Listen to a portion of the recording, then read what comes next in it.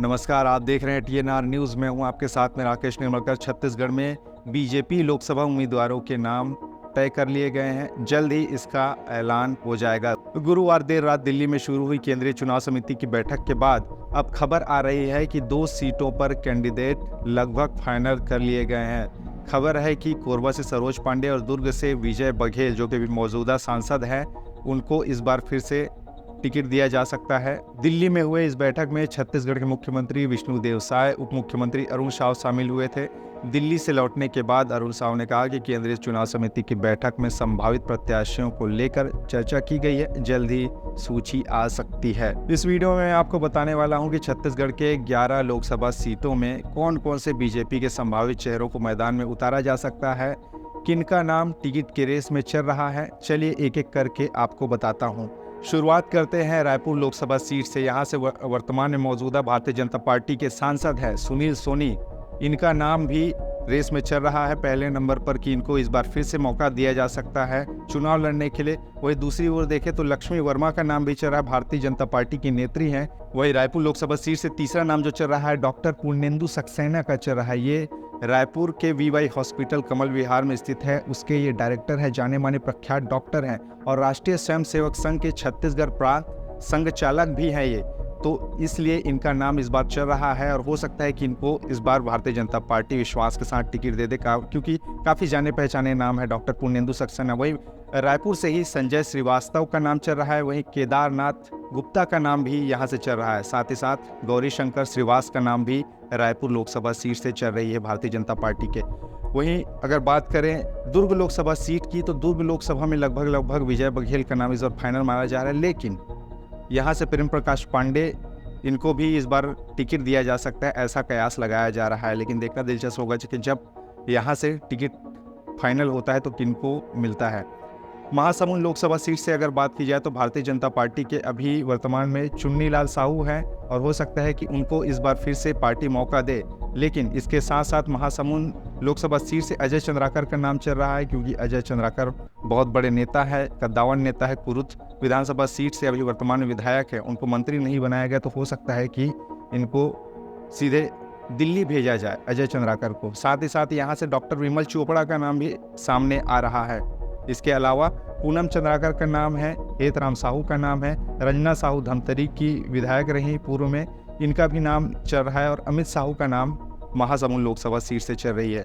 वहीं अगला जो लोकसभा सीट है वो है रायगढ़। रायगढ़ में अभी सीट खाली है क्योंकि यहाँ से गोमती साय लोकसभा सांसद थी, लेकिन उनको पत्थलगांव से विधानसभा का टिकट दिया गया और वो जीत कर आई। तो यहाँ पर अभी चुनाव नहीं हुआ है, खाली है, उपचुनाव नहीं हुआ है। तो इस बार भी कयास लगाया जा रहा है कि गोमती साय को टिकट दिया जा सकता है रायगढ़ लोकसभा सीट से। इसके अलावा आरपी साय को इस बार मौका दिया जा सकता है। लिस्ट में देखें तो जसपुर विधानसभा क्षेत्र से अभी जो वर्तमान में चुनकर आई हैं विधायक रायमुनि भगत, इनको भी उतारा जा सकता है रायगढ़ लोकसभा सीट से। वहीं गेंद बिहारी सिंह को भी चुनाव में उतारा जा सकता है, ऐसा बीजेपी के संभावित चेहरे हैं ये। वही अगला जो लोकसभा सीट है वो है कांकेर। कांकेर में अभी वर्तमान में भारतीय जनता पार्टी के मोहन मंडावी सांसद हैं और हो सकता है इनको फिर से पार्टी मौका दे, इनको फिर से इस बार टिकट देकर लोकसभा का चुनाव लड़ने के लिए भेजे। लेकिन इसके अलावा यहाँ पे हीरा मरकाम का नाम चल रहा है। इसके अलावा विकास मरकाम का नाम भी यहाँ से चल रहा है कांकेर लोकसभा सीट से। तो ये 3 नाम हैं यहाँ से।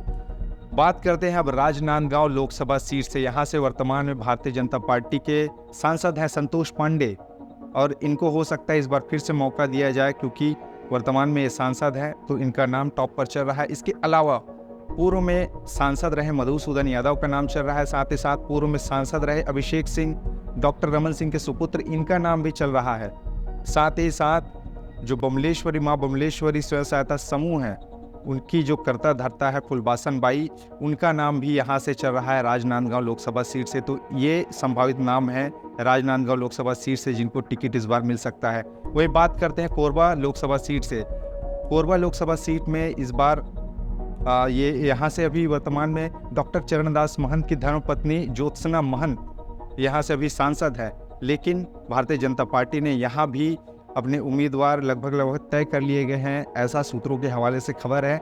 यहाँ से सरोज पांडे को मौका मिल सकता है, ऐसा कहा जा रहा है। इसके अलावा जो नाम और चल रहे हैं, अनुराग सिंहदेव का नाम चल रहा है, नवीन पटेल का नाम चल रहा है, साथ ही साथ देवेंद्र पांडे का नाम कोरबा लोकसभा सीट से भारतीय जनता पार्टी के खेमे से चल रही है। वहीं बस्तर लोकसभा सीट की अगर बात की जाए तो बस्तर लोकसभा सीट अभी कांग्रेस पार्टी के पास है। यहाँ से दीपक बैज सांसद है, लेकिन भारतीय जनता पार्टी यहाँ से उम्मीदवार की जो लिस्ट आ रही है उसके मुताबिक यहाँ से महेश गागड़ा का नाम सबसे टॉप पर चल रहा है। इसके अलावा दिनेश कश्यप का नाम भी है, रूप सिंह मंडावी का नाम चल रहा है, लता उसेंडी का नाम चल रहा है, कोंडागांव से भी वर्तमान में ये विधायक है, इनका नाम चल रहा है लता उसेंडी। इसके अलावा ओजस्वी मंडावी का नाम यहाँ से चल रहा है।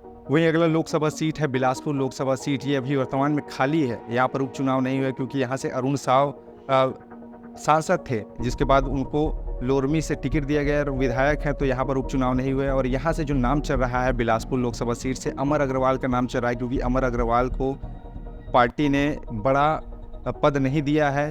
कहा जा रहा था कि इनको मंत्री बनाया जा सकता है विधानसभा चुनाव के बाद में, लेकिन नहीं बनाया गया। तो हो सकता है कि अमर अग्रवाल को दिल्ली भेजा जाए, इनको लोकसभा का टिकट दिया जा सकता है अमर अग्रवाल को बिलासपुर से। इसके अलावा और भी नाम चल रहे हैं, लखनलाल साहू का नाम चल रहा है, इसके अलावा डॉक्टर विनोद तिवारी का नाम चल रहा है, डॉक्टर ओम माखीजा का नाम चल रहा है बिलासपुर लोकसभा सीट से। इसके अलावा सील साहू का नाम भी यहाँ से चल रहा है, भूपेंद्र सवन्नी का नाम चल रहा है, रजनीश सिंह का नाम यहाँ से चल रहा है बिलासपुर लोकसभा सीट से।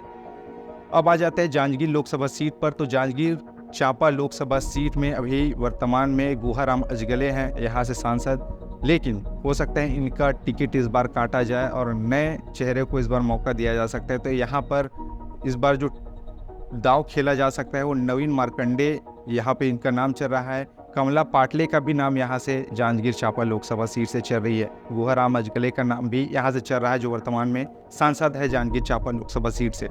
अगर बात करें सरगुजा से इस बार रेणुका सिंह को मौका मिल सकता है, क्योंकि रेणुका सिंह यहाँ से सांसद रही, लेकिन उनको चुनाव लड़ाया गया विधानसभा का भरतपुर सोनहत से और वो जीती भी। लेकिन इस बार हो सकता है कि फिर उनको सांसदी का चुनाव लड़ाया जाए और सरगुजा से उनको मौका दिया जा सकता है। विजयनाथ सिंह का नाम भी यहाँ से चल रहा है, साथ ही साथ राम सेवक पैकरा का नाम चल रहा है सरगुजा लोकसभा सीट से।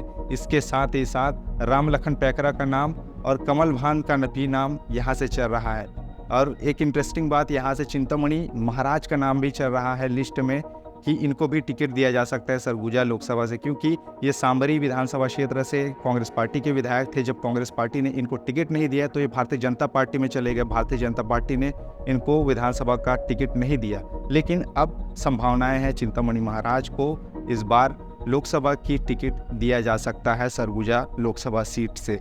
तो ये तो मोटा मोटी जो 11 सीट है छत्तीसगढ़ के, उसके बारे में मैंने आपको बताया कि भारतीय जनता पार्टी के कौन कौन से इस बार संभावित चेहरे इस सीट से चुनाव लड़ सकते हैं। बहरहाल जब लिस्ट आएगी तो देखना बड़ा दिलचस्प होगा कि आखिरकार किन को भारतीय जनता पार्टी विश्वास के साथ टिकट देती है, और क्या अब की बार 400 पार का जो नारा दे रही है भारतीय जनता पार्टी वो साकार हो पाती है, क्योंकि एक एक सीट बहुत मायने रखता है 400 पार करने के लिए। बहरहाल इस पेशकश में इतना ही।